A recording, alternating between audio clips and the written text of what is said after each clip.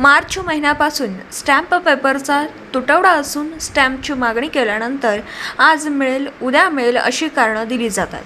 Stamp पेपरचा तुटवडा फक्त मार्च महिन्यामध्ये होता, तर हा एप्रिल महिना आता संपत आला. मात्र आता पण स्टॅम्प नसल्याचं कारण दिलं जातं. काही ठिकाणी तर जादा पैशांची आकारणी करून स्टॅम्प पेपर विक्री होते. स्टॅम्प पेपर घेण्यासाठी मोठीच्या मोठी रांग लावून नागरिक भर उन्हात थांबले आहेत. यामुळे सामान्य नागरिकांचे अतोनात हाल होताना दिसून येत. स्टॅम्प भेटत नाही, यामुळे नागरिकांची गैरसोय होत आहे. तरी लवकरात लवकर स्टॅम्प भेटावे.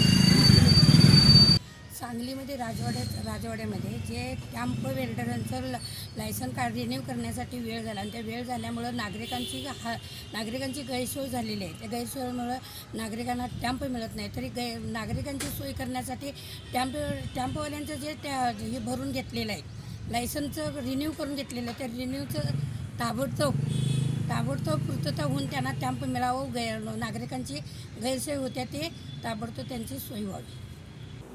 दिवसभरातील घडामोडींचा आढावा घेण्यासाठी पाहत रहा N24 मराठी न्यूज चॅनल.